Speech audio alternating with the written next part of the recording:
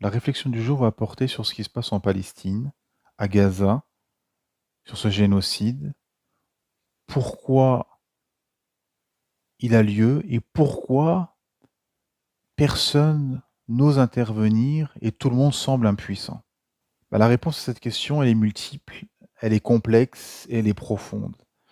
Déjà, le monde musulman n'est plus un empire, n'est plus un bloc, et donc n'a plus son mot à dire dans l'échiquier mondial. Nous sommes faibles et divisés. Depuis qu'il y a eu cette colonisation territoriale puis intellectuelle, depuis qu'il y a eu la chute du califat, nous n'avons plus fait de conquêtes, donc des générations se sont habituées à cet état d'avilissement, de domination territoriale et intellectuelle.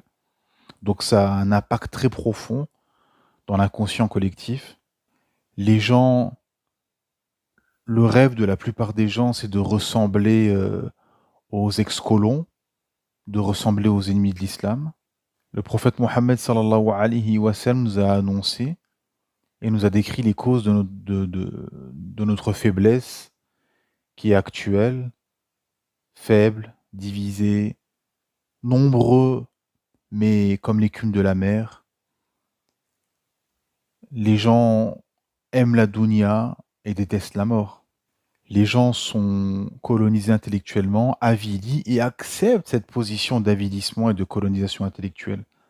Le rêve des gens, c'est de se jeter dans la Méditerranée, quitte à mourir pour venir en Europe. C'est de calquer leur vie sur la vie des incroyants.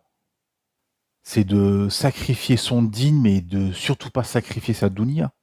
Les gens continuent, depuis qu'il y a ce génocide, pardon, les gens continuent à faire des mariages dans des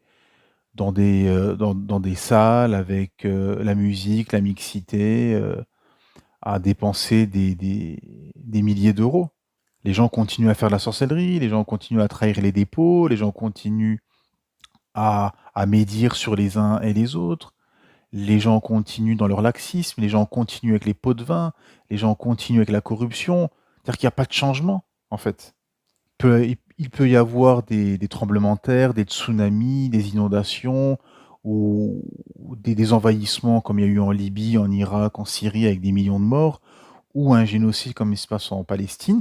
Les gens continuent leur vie finalement, médiocre et de suivisme du dominant. Les gens en masse ne sont pas dans un éveil, dans un réveil, pour se battre pour que le monde musulman retrouve sa gloire d'antan. Donc effectivement, statu quo et le génocide continue. Qu'Allah les libère.